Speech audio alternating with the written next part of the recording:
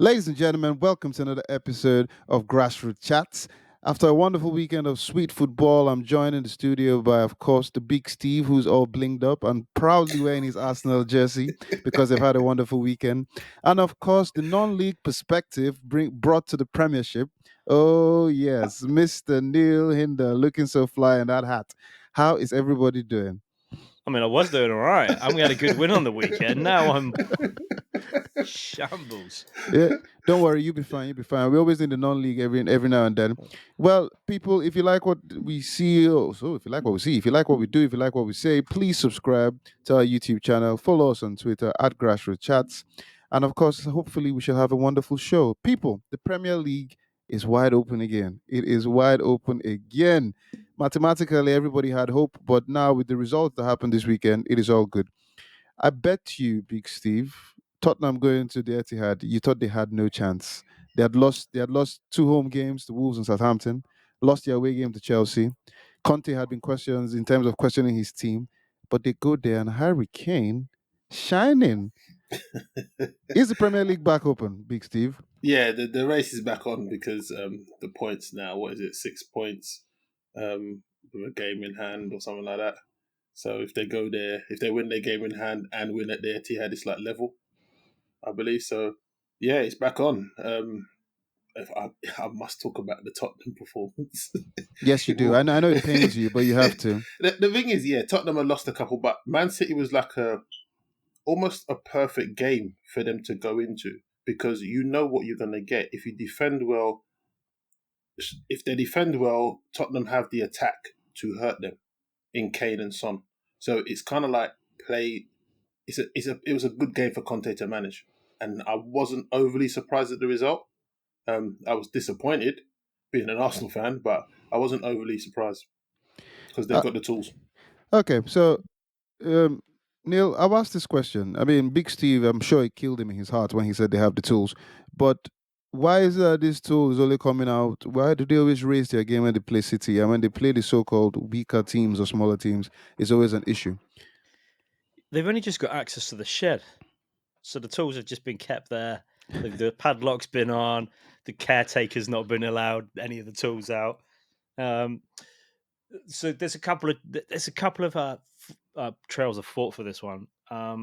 Kane was amazing, and he's taken a while to load up his boots like he usually does every season, maybe 5 months longer than any other season. But he might have been tired after the Euros, which would be explainable, Don't don't and he don't wanted to go. start with that. No, Don't let, start let with me that finish. Let me crap. finish because he was that good. He was that good on the weekend that he was back to his best. Um, Conte, after the game, said it was the best group of players he has ever worked with, and he would take this group of players over.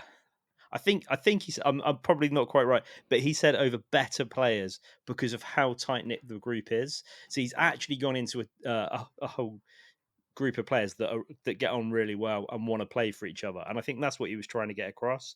And he's never worked with a group quite like that before, and that's why they get in the performance that they got.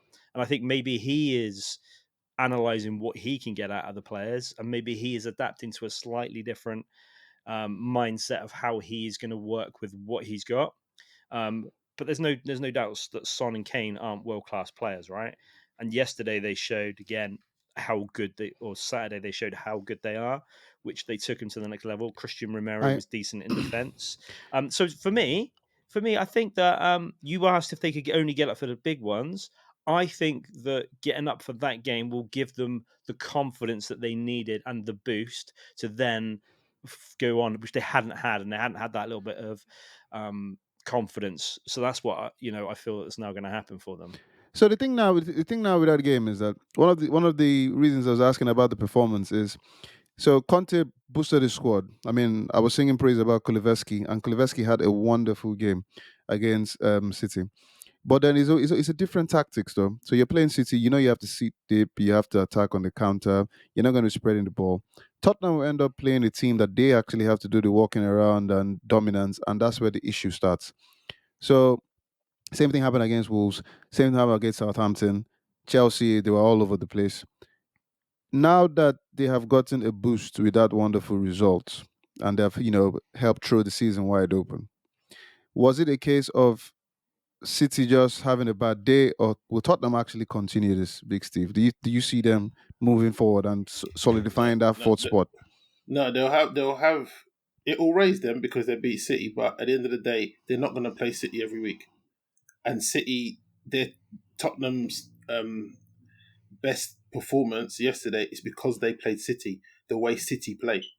Yeah, so Kane can drop deep and then Son will run in behind. When they get those teams that sit in and are not budging, and Tottenham need that creativity to break the lines and stuff, they still don't have it. It's going to be the same problem again.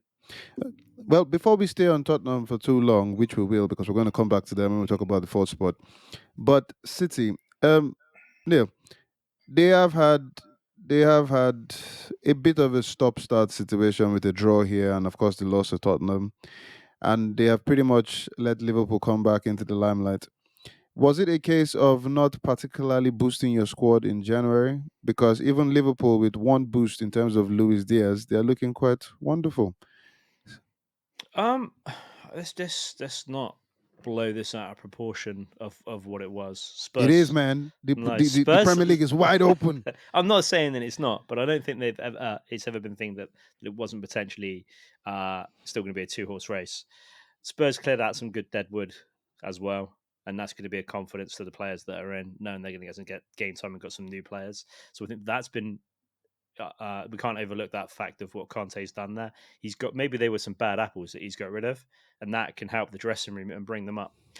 Back to the Man City element of it, they've only lost 3 games all season, and I think they were 15 on the bounce anyway at that particular point. Short of Big Steve's Invincibles, there's not many teams that go a whole season without losing a game, right? So they lost against Spurs, all right, and that seems to be at the moment Do, his do you bogey team. think? Do you think we'll ever get past the Invincibles? I mean, this No, is one thing that you said that. And look at Big Steve smile like, oh my god, you oh got my god, Big Steve. every now and again you got to tickle him, right? And he likes it. It keeps him happy. Keeps him here. And at the moment, I mean, the Arsenal fans aren't getting away with things, so it's fine. So I think that should they have bought someone in January? 100%. I just assumed that the players they wanted they couldn't get in. And I think that's the hardest part from City. They've got obviously a level of player that they wanted to get in. They didn't need Luis Diaz, who Liverpool got. Liverpool needed that position where I don't think Man City did. But yesterday, the defending from City was shitty. It was Laporte was off. The goals were really poorly conceded, really poor, and I think that will annoy him more than anything else of how easy it was. I mean, don't forget Kane had another goal disallowed as well for Yep. being really tiny offside. So it it was it was a very very good performance by Harry Kane. I mean, with in terms of not signing anybody in January, Mahrez going for Nations Cup, Pep being Pep. I mean, I even forgot that Jesus was part of that team, and then him constantly using the same players. I mean, if you look at City, and I know as you say, it's let's not blow things out of proportion, but the next couple of games, so they have Everton next Yeah, Saturday, Everton, and they have Man United 3 points, and then they have Crystal Palace. yeah. And then after Crystal Palace, they have Brighton and they have Burnley. And then they have Liverpool. And if you look at those games, those are all, I mean, Everton is struggling with Frank Lampard. Man United, well, that's not, I don't even know what to say. And then Brighton, Crystal Palace. These are all games that you probably think City would win. And at the same time, Liverpool have, well, I wouldn't say an easier fixture, but probably still games that people see that they could win. I mean, they play Leeds next. Well, Leeds always set up really nicely for big teams. Come and score, come and score, come and score. They play Leeds and then they play Chelsea and then they play Norwich and then they play West Ham. So technically, you could possibly say Liverpool has a tougher fixture. But as wonderful as we're saying, the league is wide open. Do you think none of them will lose till they actually play each other? Big Steve. It's a strong possibility. I think yesterday's game was again Pep probably overthinking stuff. I think they needed a couple of players on the pitch. Fernandinho, I think him being on the pitch would have made a difference because the way they conceded those goals with Kane dropping so deep, it was just a constant theme all the time. And then the substitutions he made with taking Sterling off, leaving Foden on, didn't quite make sense. So if he doesn't overthink it over those next few games, they go back on form and they win. Yeah, Liverpool. I think you said they got Chelsea. I think that's probably a potential Yeah, I one where mean they can they probably they have drop a Leeds, couple and of then points. after Leeds they have Chelsea, and then Norwich. Yeah, But I kind of feel so. Yes, Liverpool bought just one player, but then when you look at the forward line of Liverpool, you have Mane, world class Jota, Luis Diaz, Firmino, Salah. I mean, if you look at that forward, it's just full of sauce, and these guys want to. All these guys want to play, and of course that will boost the team in sense that we want to play, want to score, and everybody's on form. And does that give Liverpool the advantage, knowing that their forward lineup is, has a lot of gangsters there, and then of course and that of course their defense is as amazing as ever with Van Dijk. Now, does Liverpool have the advantage? Do you think, Neil? No. If I was going to sit back and I was going to look at I mean, Man City, like Laporte was horrendous. I think Walker didn't have a good game. Whoever, I can't remember who was at the back with Laporte at one point. I thought there was no one, which to me was unheard of. Usually there's a lot of effort and there's a lot of running. I think Sterling's been great in the defensive shape this season and really helping him out with coming back. So taking him off the pitch is always going to be a problem, but he also needs to have a little bit of rest time as well because there's a lot of games coming up. And in all fairness, that game should have been put to bed quite early or better possession with the ball, done with it. Liverpool for me have, and this is going to go maybe and rub some people the wrong way, I would It's say, a you, Neil. Come worse on, come on. defense on paper than City. Yes, they've got Trent Alexander-Arnold, who is great attacking, and they've got Roberts, that's great attacking, and they've got Van Dijk. All on their day, they're amazing, but I don't think they do it on their enough and to be great. I mean, Van Dijk is brilliant, but when he's out, they miss him. He makes Matip look like he's a Just, quality player, right? just So to be clear yeah. here, you are saying Liverpool have the worst defense compared to City, or they just have a terrible defense normally? Which one? No, I said I think compared to City, if you're looking at the Okay, okay, two, just checking, just not like checking. in the league. And I'm not saying Liverpool got the worst defense in the league. I mean, but they're very attacking minded, right? So Hmm. which is again, like City can be to their detriment against depending who they're playing against. But usually City, like Steve was saying, they didn't make the right changes in the centre of the park in order to facilitate with the fullbacks going so far forward, trying to win games. That's where they both, but City and Liverpool are both vulnerable to that style, unfortunately, because of how they play, which is so attractive and what people want. But then not having the forwards or the midfield to then come back and fit in those positions makes it a lot harder for them. So So, to me, I don't think Liverpool or City will go the rest of the season undefeated. They're both really susceptible to losing a Tuesday night game to Burnley, for example. If you look at all the teams at the bottom, they've got more to play for now than maybe a lot of the middle teams. And the teams at the top, none of them want fourth place because they all keep losing or keep mucking up at some particular point. I don't know who wants fourth anymore. So it is really wide open and tight. But I would still rather be in City's position, 6 points clear, even if they've got a game in hand than to play them. yeah. They've still got it. I think Liverpool's advantage is their forward line. They do have the individual players that can make a difference in tight games when they need it, whereas City need their passing game to be on point and set someone up. They don't. Apart from De Bruyne doing the wonderful shot, I don't, or Mahrez. Whereas Liverpool's got Salah, Mane, Diaz, Jota. They look like these Firmino. guys. Firmino.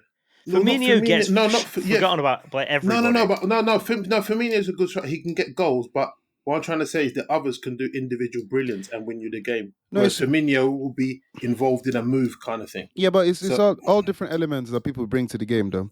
So I think Firmino is like is a he might not necessarily make those runs that Mane and the rest of them would do, but if he's on the pitch, he can create something. I mean, if you watch the Champions League against Inter Milan, he came on and it was a different game. But just to touch on Liverpool for a bit, I mean, we know what City is all about. We know what they do. And yes, from what I can understand is they just probably had a bad day against Tottenham. However, Liverpool with Luis Diaz, he looks really good. He looks hungry. He looks like he doesn't stop running. Do you see this guy breaking into the first team? Do you see him, taking either probably Mane's spot or Jota's spot because I don't see him touching Salah?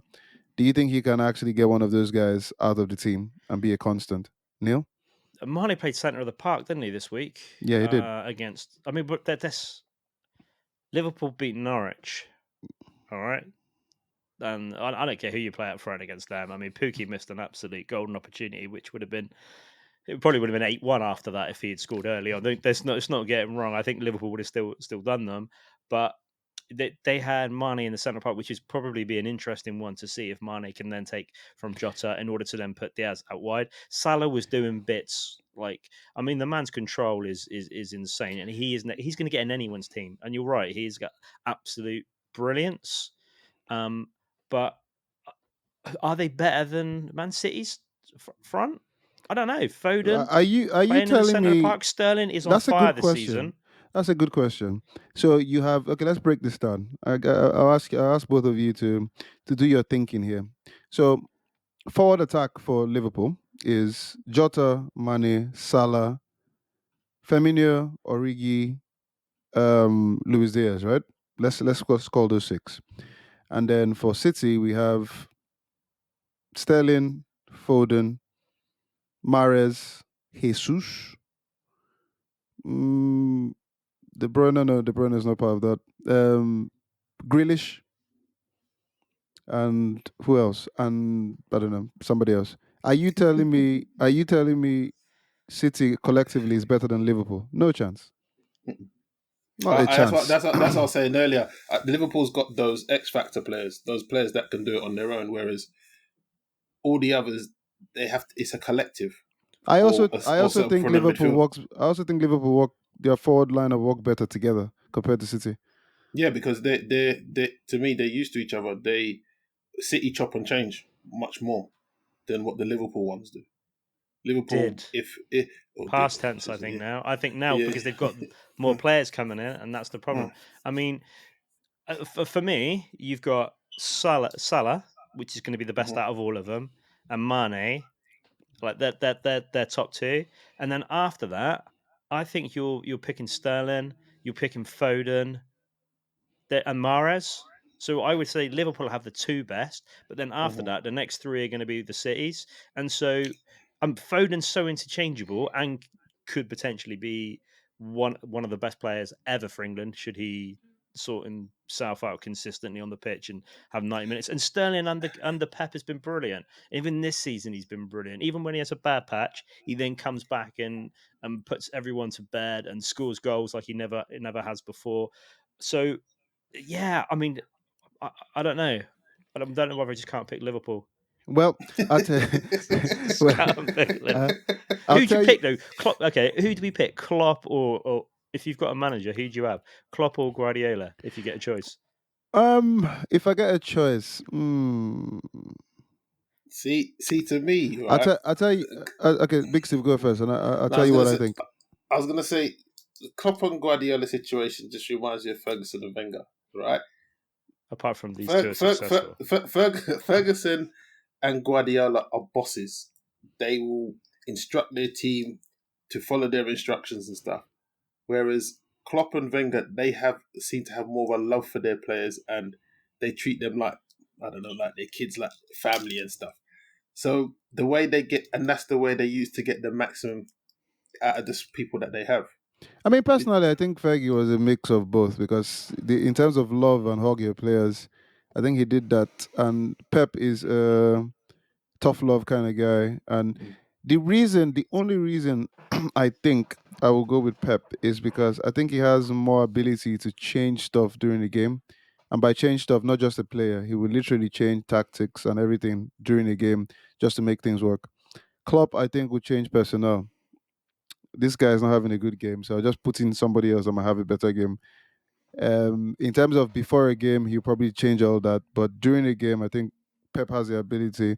And then on 2 or 3 occasions, yes, Pep does overthink stuff. Champions League final was one of a big example, and then the game against Tottenham. But I will probably go for Pep generally. And you see, when you look at Klopp's game, is personnel has to fit.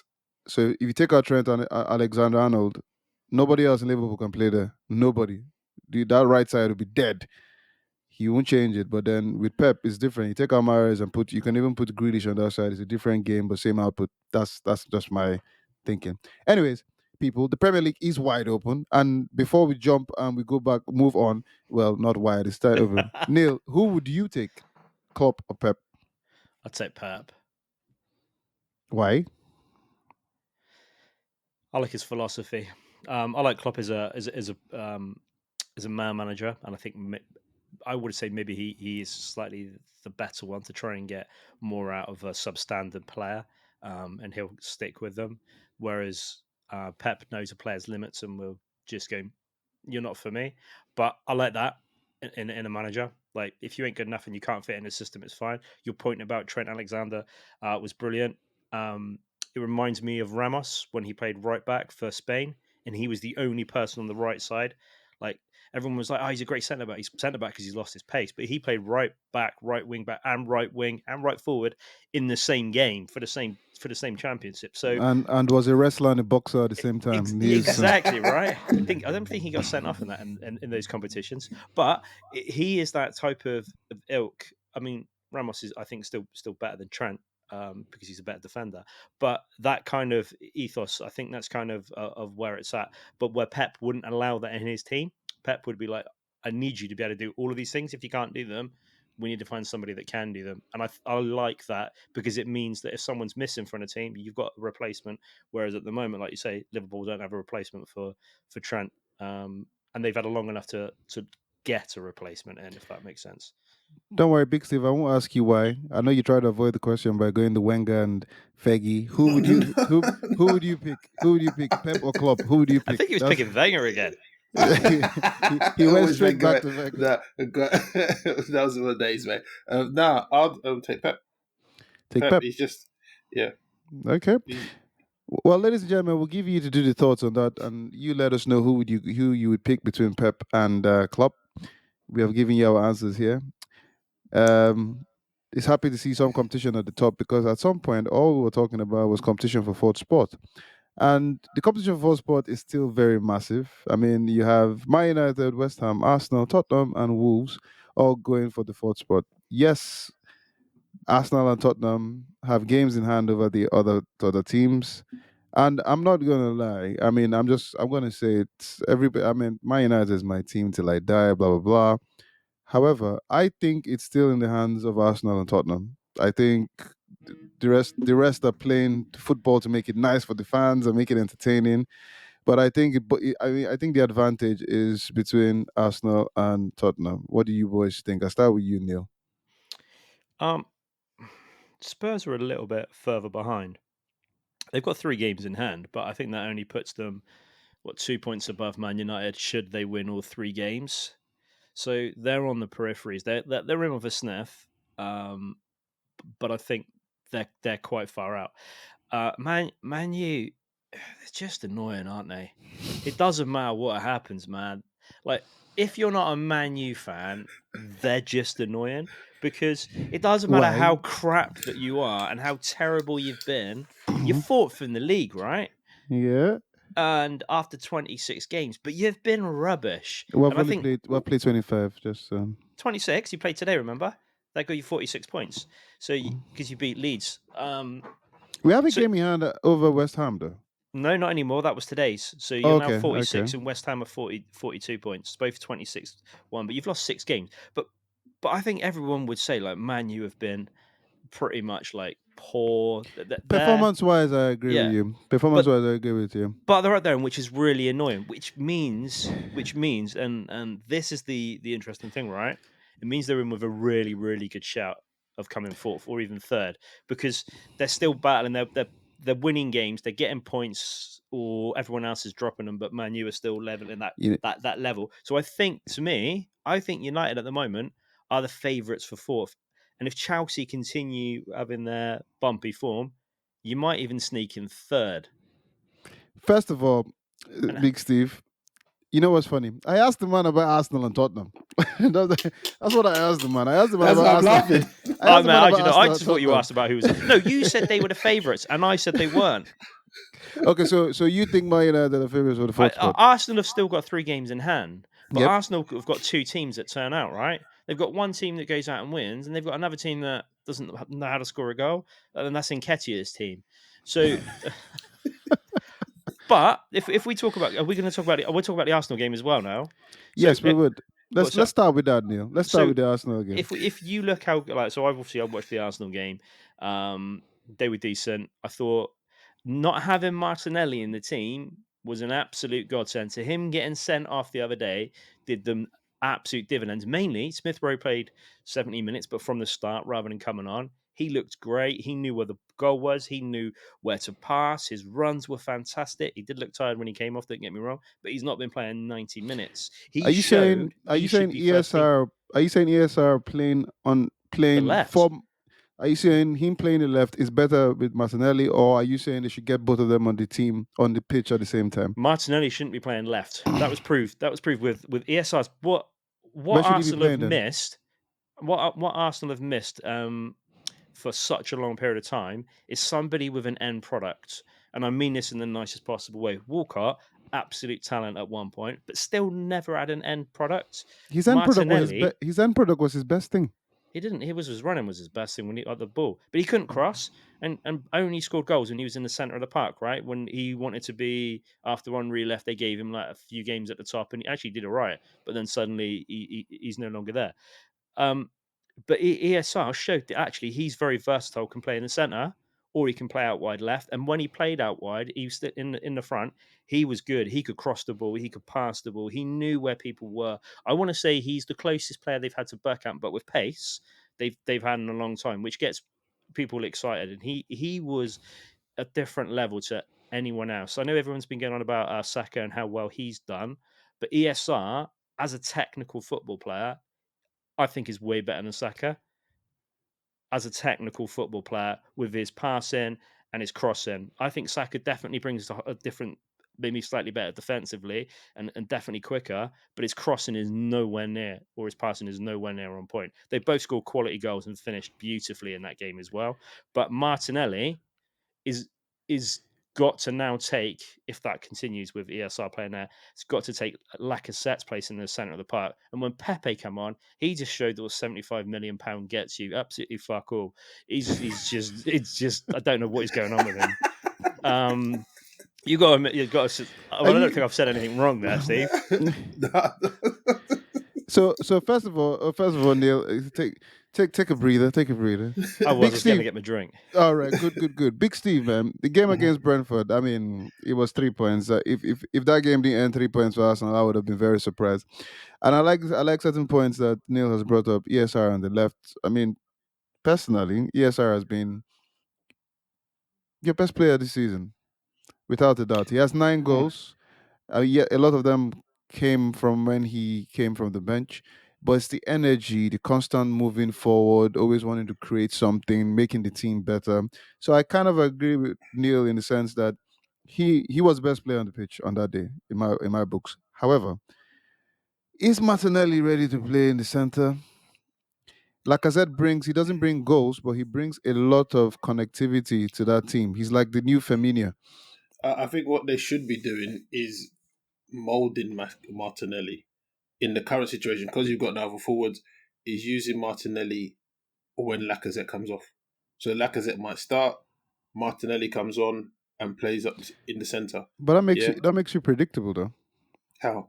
In terms of what? So if you play Lacazette and ESR are on the left, and you happen to play teams that is compact, you're not penetrating, and every time the substitution will be Lacazette off, Martinelli on, Kind of makes it predictable. Not necessarily, but that's what we do at the moment. We do. Nketiah comes on for Lacazette when he's tired. And So, so see how that works out, Big and Steve. that's what I mean. It doesn't change nothing. But at least Martinelli can offer you running in behind. He presses the ball because Martinelli's problem is that he plays on pure emotion.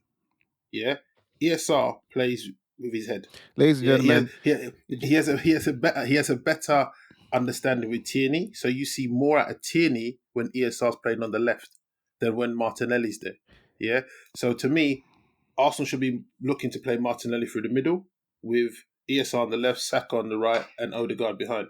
Yeah. Because the other thing is Odegaard played really well yesterday, and he's growing. do He's growing. He's you a really. do you agree with Neil with ESR technically being better than Saka?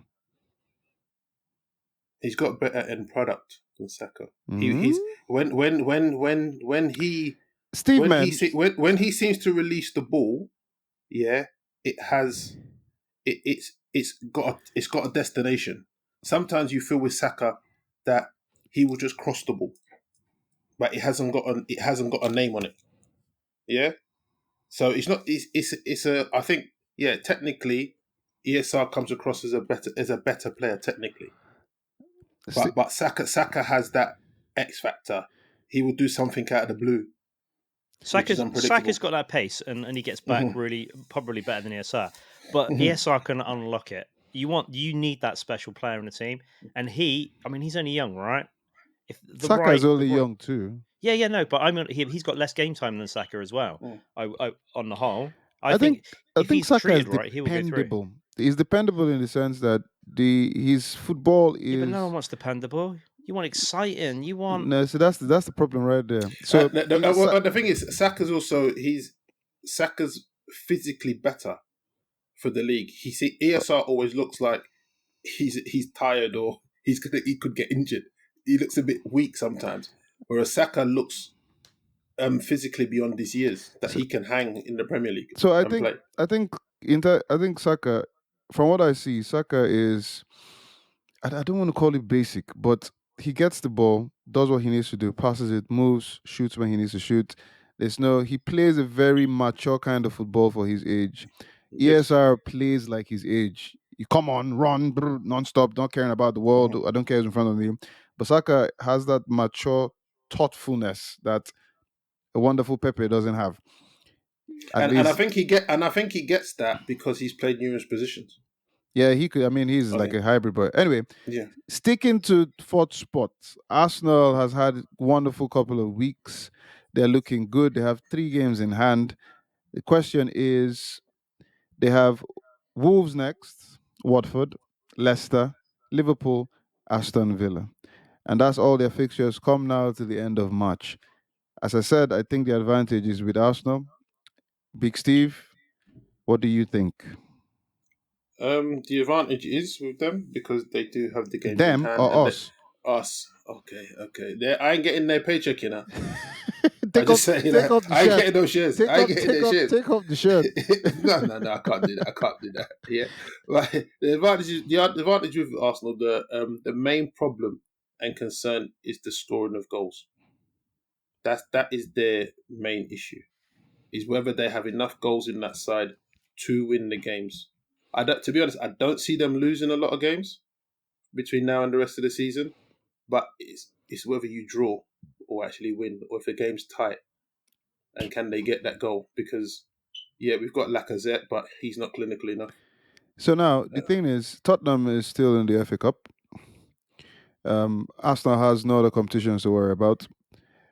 Neil believes the advantage is with Man United, but so Tottenham from now to the end of March, Tottenham will play, and this is except the FA Cup, they will play 6 Premier League games: Burnley, Leeds, Everton, Man United, Brighton, and West Ham. Those are Tottenham's fixtures. Man United will play 4 games from now to the end of March in the Premier League, apart from the 2 Champions League games. And they have Watford next, City away, Tottenham at home, Liverpool away.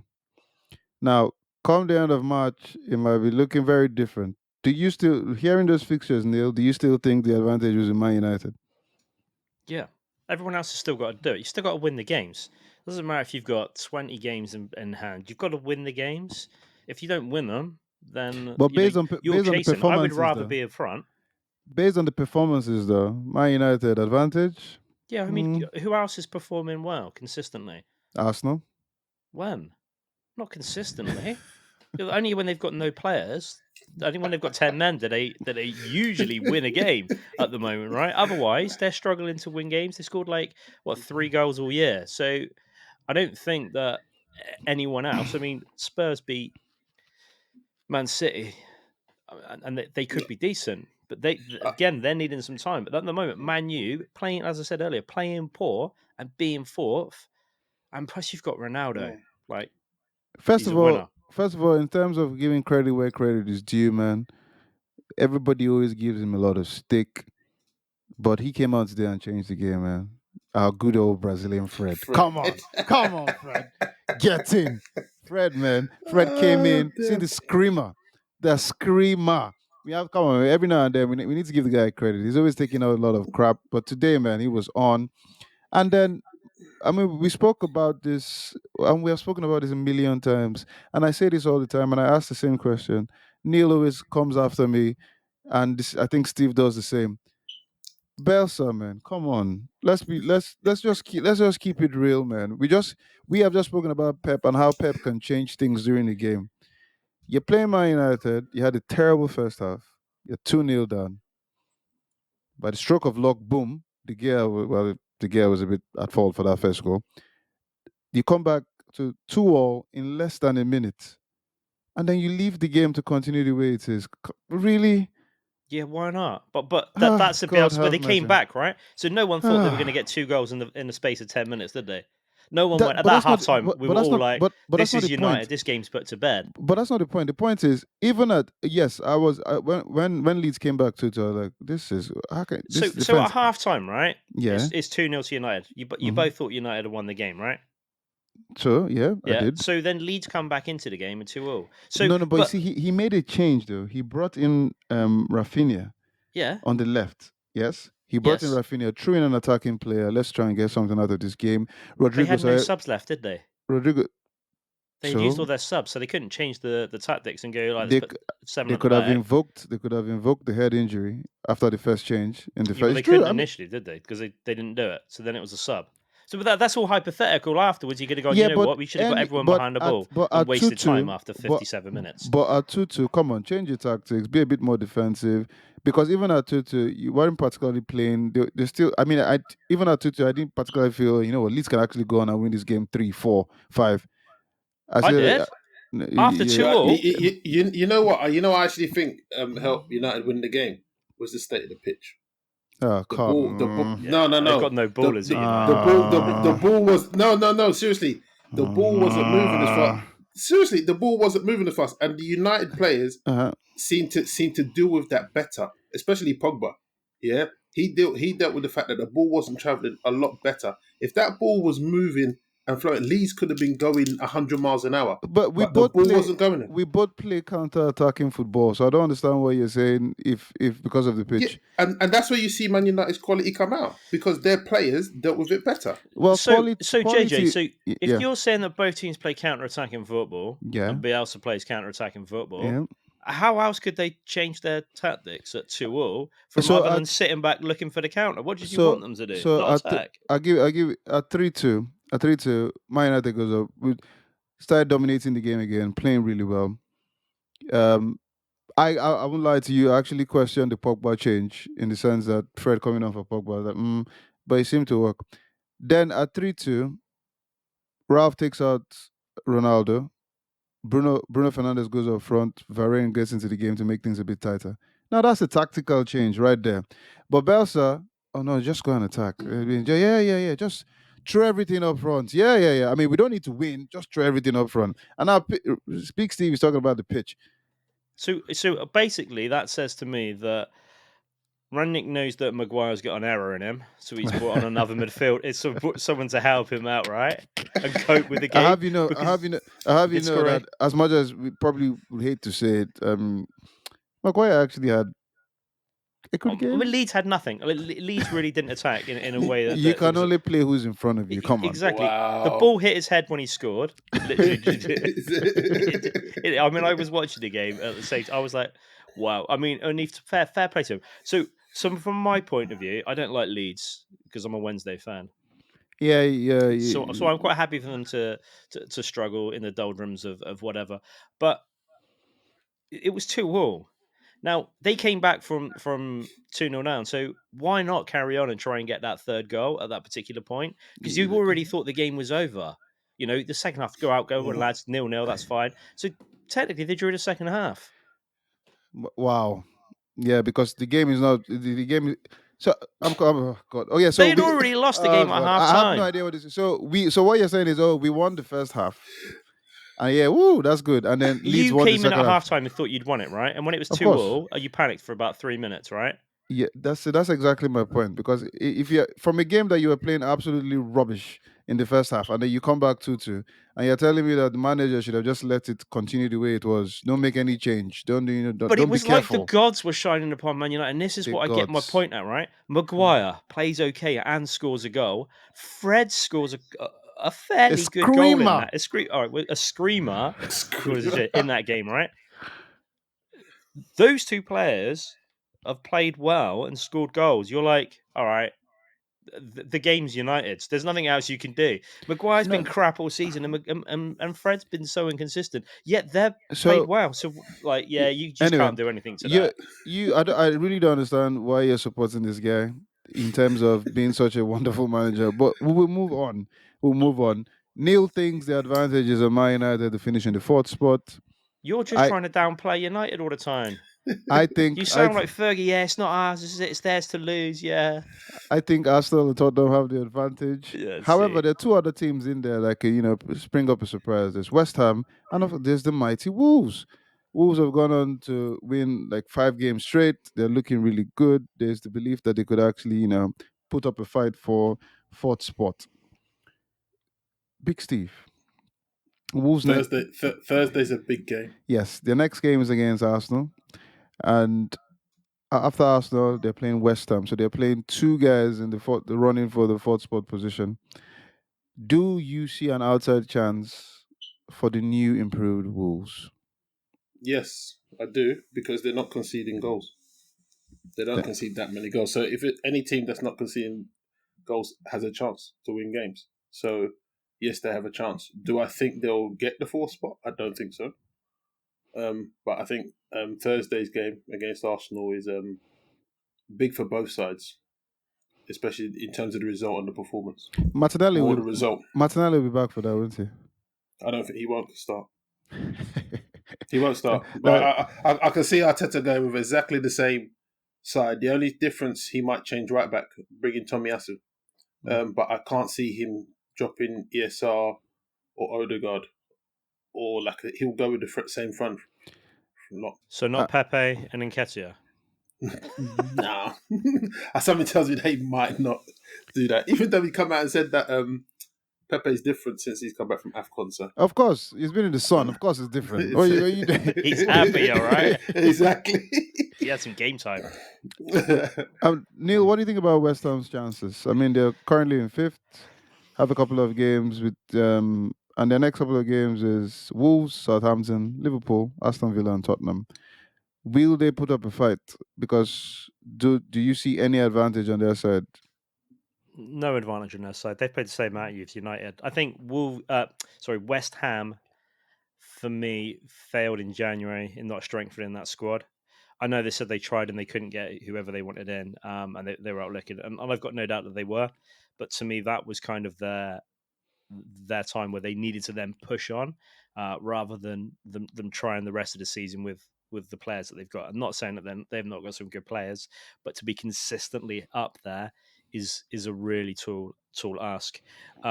If West Ham get top 7, I think that gets them into Europe, and I think that would be a really good season for Moyes. 4 is a massive overachievement for West Ham. Not saying it wouldn't be deserved, because it would be whoever comes fourth deserves it, but they didn't strengthen, and to me that was a little bit bad. That that puts them out of the teams that out of Man U, Arsenal, and Spurs. I think that puts them probably slightly below those three teams. And Wolves, who knows? They're a surprise package, right? I don't think they needed to strengthen. They just got Neto back into the team. He came in today after, was it 5, 6 months, 7 months off? I think he's had. So that's a new signing in itself for them, and they're looking decent this season. Well organised, well disciplined. They're not missing Traore, which I didn't think they would do for a second. And I think that they are a good surprise package, but they've got a decent squad in there. They don't look that frail and short, but again, they've not had any major injuries this season to their keeper or to their main starting You know, defenders. you see, Neil goes on and on and on. I think at some point he doesn't know how he's going to finish, so he starts going Nice. low. Then anyway, so I tell you, we're gonna run a new section now, boys, on this show, and then Before we go, I just had to be Goalkeepers Union here and give a shout out to Allison for his wonderful assist to Mo Salah on the weekend. nobody cares Goalkeeper, about the goalkeepers union. First of all, nobody cares saying. about goalkeepers union. All right, cool. It Well, was we'll a good see. assist, though. It was a good assist. I'm not gonna lie. It will. Was We a got a good new assist. section we're gonna do. Yeah, man. New section. I'm But what introducing about it to the you other boys. teams? You relax yourself, sir. Relax I just yourself. See, need to that's get some things I need to get off my chest. That's though. relax yourself, man. Relax yourself. So new section is simple, man. Considering the fact that we're trying to cover everything, so what's going to happen is looking at the table and all that. I'm just going to call the team, and then you can get whatever you want off your chest, man. See, patience, patience. So let's start. I mean, we've talked about all the guys from from number 1 to like number 8, Man United, Tottenham, blah blah blah blah. Okay. In the ninth spot in Premier League, you have Brighton. What do you guys have to say? Anything about Brighton this weekend? Yeah, man. I've got notes on Brighton, obviously. Graham Yeah, Potter's been doing brilliant there, and but they were shambolic. They did not turn up for that game. lost their Burnley, last 2 games. Burnley looked good, Yep. decent. They've been well organised at the back all season anyway, but not scoring goals. They got rid of their player to Newcastle and bought another striker that can score goals.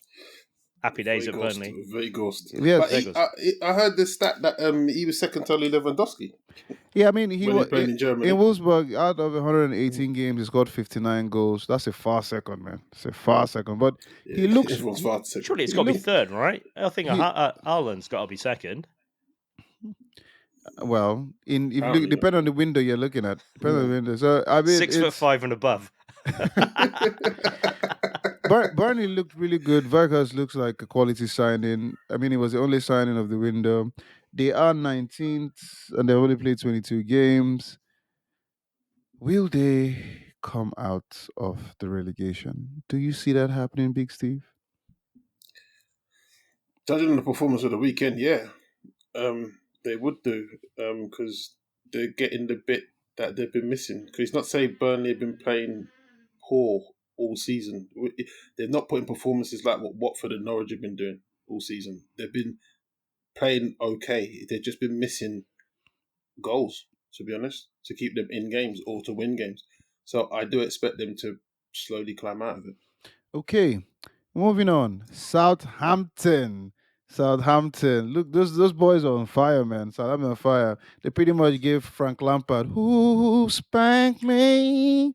Yeah, yeah. I mean, Frank Lampard is giving out 3 points for fun. Southampton, Neil. Like United did against them. Like who? Against who? Oh, Sorry. you drew against Southampton, didn't He's- you? Didn't they beat Spurs? Ralph is a great manager, and he's another one that comes across as a real genuinely nice guy. He seems to care about the club, and I think the fans like that. He's getting the best out of them. The show that never went on that we had, I was only praising Southampton players and how good they were, and that you could pick anyone. I didn't know though, and this is my own ignorance, that Borja is actually a Chelsea striker out on loan. That's worrying for next season if he comes back to Chelsea, though, because he looks insanely good. Will he though? Will Well, he? Lukaku carries on playing. We haven't mentioned Chelsea. 7 touches the whole game Lukaku had. I mean, come on. I had more than that. Ladies and gentlemen, that's the problem with the lads here in Grassroots Chat. Very short attention span. We could literally go from one club to another. Stick to Southampton. Give them their praises. I'm just showing you how well I can link clubs, right? Yeah, I'm happy. Southampton, great. They're doing bits, and I think anyone that's a Saints fan should be really pleased and proud. Not only for of the way that they're performing well, the football looks good, and they're going in the right place, right? Next season, when they've sold everybody, might be a different story and have to rebuild again. But see who Liverpool buy off them this time. Yeah, I mean, I like your link ways, Neil. I like your link ways. And since we're going straight to Lukaku, Chelsea winning 1-0 at Crystal Palace. Big Steve, what's wrong with Lukaku? What's wrong with Chelsea? They're still upset over their little tiff that they had, isn't it? I mean, Neil. Even though they tried to go on Chelsea TV and hug it out, it obviously didn't work. I mean, didn't work. Neil actually believes that Man United could possibly catch Chelsea, which is just shocking. This is Well, the thing is, if Arsenal win their games in hand, they actually go a point above Chelsea. It's crazy. All ifs and buts on it. It's all ifs and buts. Yeah, ifs and buts. But Chelsea, the Lukaku situation, just I don't know. There's something going on there because it just doesn't make sense. They're not playing the ball to him. He's not making himself available all the time. But I think it's more okay. Yeah, they're just not playing to him. He just needs to be dropped. It's drop or commit, right? It's kind of like your missus. You're thinking, right, should I move it? I've been with her for like 5 years. She cooks. But I think I could do better. But I need to either drop her or just go all in, right? And that's the problem. They're not passing to him. He's not making the runs that he should be making. 7 touches of the ball is scandalous from any player in any team, unless you're a goalkeeper and you're playing against 4 men. There's literally no other reason why you should only. I mean, you're not available. Have you fallen out? Do you know what I mean? Even like on Sunday League, you pass to the kid that can't play football more times than 7 times, right? He might give the ball away, but you're like, he's most improved. Do you know what I mean? He's got that award, and everyone's like, "Oh yeah, manager's choice." Yeah. To me, the way it's going, they should be looking to sell him in the summer, mate. Who's going to want him? 7 touches. It's going to be with Aubameyang playing at Barcelona. I mean, Aubameyang scored 2 goals today. Not surprised. Scored 2 goals today. Oh, I heard that breakup voice in Steve's voice. I'm not surprised. I'm not surprised. That's the ex that's got a better looking boyfriend. That's the way. Oh, good. Pissed out. All right, so now moving forward. So now everybody was making so much joy and hailings towards Aston Villa and Steve Gerrard, and the last 2 games have been quite shaky. Are people beginning to find out about Steven Gerrard? I mean, Watford with a wonderful win, which makes the musical chairs in the Premier League in the bottom look so wonderful. Is Steven Gerrard beginning to be found out, or is let's just say this is just a slump with 2 losses? I mean, he came up. I knew that Neil was hungry. Neil wanted to attack. I've got one thing to say about Watford. Crack on. Hodgson's got new glasses. I think he's finally figured out what was wrong. He had new glasses and they won, right? And they played actually all right. Okay. So it must have been the fact he couldn't find his glasses or was waiting for him to come in. And that's the reason why they won. As for Stevie G and Villa. Well, it's gone. As for Stevie G and Villa, I think he hasn't been found out. I just think the honeymoon period just wasn't quite as long as he wanted it to be. The sex went a little bit quicker. And they're just back home now. That's the problem, right? They're putting all the clothes away. She's doing all the washing, and he's just sitting there watching telly. The honeymoon period is well and truly over, but that's just the way it goes, right? Yeah, I don't think that he's been found out. As Neil said, the honeymoon period's over. A bit of reality. And Watford, Sarr played, didn't he, for the first game? So he improved them a lot. Dennis played as well, so they're really good. Who's been involved in 58% of all of their goals, right? So without him playing well, they're struggling. But the bottom's heating up. That's way more exciting than the top. I mean, one of the things something that hasn't been particularly wonderful is Kieran Trippier, after starting so well in Newcastle and doing so wonderful, has an injury, which they say they believe he might actually come back to play this season, which I find very extraordinary. It's what he fractured his Metatarsal, the same thing as yeah. David Beckham did. Yeah, you're gonna see the foot in the paper, and everyone in the paper got to pray to it to make sure that it heals quickly. I Yeah. never knew what a metatarsal was until Beckham broke it, and I'm like, what the hell is that? That was a little tiny bit of the foot, right? That Yeah, they'll play Yeah. with a bit of painkillers at the end of the season. and apparently fracturing it is actually worse Yeah, because because a clean break's easier to fix. clean break is a fix. So, and this Eddie Howe says he's rushing to back to fitness. However, Newcastle did have a wonderful game against West Ham, and one player that I looked at that seemed really he's doing massively improved is Willock. The man is, and every time I see him play for Newcastle and how he plays, I don't understand why he was let go. Big Steve, why was he let go again? Tell us. I don't know, to be honest, because he was the one midfielder that Arsenal had that generally played box to box. In terms of he picked up, drove with the ball, and also he was prepared to run beyond the centre forward. He was So the only reason I can say that he just didn't fit into Arteta's plans and how he wants to play, whereas Arteta wants midfielders to be in midfield and creating and not breaking the lines and going beyond the forward. That's what Willock does. well. He's breaking those lines and playing really well for Newcastle. I still think there's a lot of twists and turns though in the Premier League because Norwich is bottom, Burnley has with games in hand, Watford won, Newcastle played 24 games, Everton is dodgy, Leeds, the mighty Leeds, and of course Brentford. I mean, they were Brentford, Crystal Palace are doing one of those things that they're in the league. You don't really hear much about them. They lose, but they'll probably stay up. But with the change in score lines and wins, you never know. However, one incident on incident watch this week: Granit Xhaka refusing to take the captain No, armband. no. Let's stop there. Let's stop there.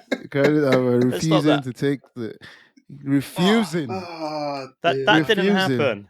What it didn't? No, it didn't See, happen. the non-Arsenal fan is going to respond. It didn't. It happened. First of all, there's one thing I want to make a point about Newcastle because Eddie Howe got interviewed and they said to him, "What is the change?"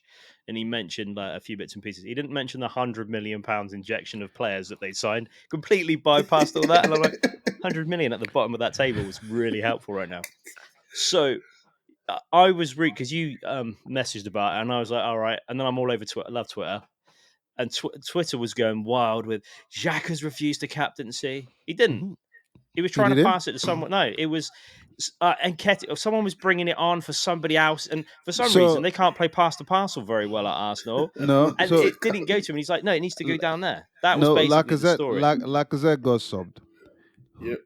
Xhaka should take the armband after that.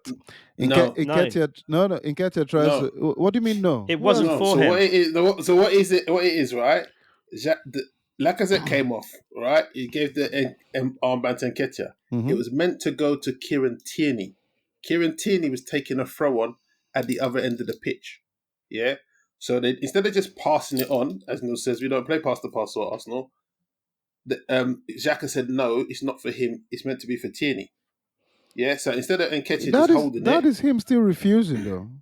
No, but it he's was not meant the to go to captain. Tyranny. He's meant to. He's Yeah. meant to pass it down to Tierney. All he should have, to be honest, what he should have done, they should have just held it in their hand and then passed it on. But that's what Xhaka said. He said to them, so, quote, and this is from Kaya Kanyak, who writes for Arsenal. He's one of the things. He put, for clarity, Laka was trying to give the armband to Tyranny, who was preparing to take a throw but couldn't hear Laka shout. Laka therefore gave it to Eddie to give to KT, but EM was told to stay in the centre forward position by Arteta, and Nketiah then tried to give it to Xhaka to give to Tyranny, but to point the throw was about to be taken. So Xhaka told him just to hold on to it until the throne had gone, and then obviously they So could what? then give They it. explained all this thing to this guy after the game or something. Yeah, press conference. Yeah, So he didn't It said in refuse. the So press. you're sure he didn't refuse the captain's captain he didn't armband? refuse it. No, he didn't refuse it. It was all blown out of proportion. My sources have told me of what was happening. I Okay. think Xhaka would have. It would have been way more out of it than that if it was on. It would have been all over the sun, right? Who reads the Sun? You clearly do. Page 2, Read 3, or everything. whatever. I'm sure you Page do. 3 ended years ago, man. I don't know. I don't been read that living? crap. Oh, sorry. Anyway, Can you moving. read? Well, just slightly, just slightly. Okay, moving on to player and flop of the week, people. And I'm very happy that, well, at least I'm hoping that for once, Maguire is actually not in any of these categories. So I'll start with you, Big Steve. My player of the week is Harry Kane. That must be that must be deep. Cut your I wish soul. Mike was here for this. No. You got to give credit where credit due. He played well.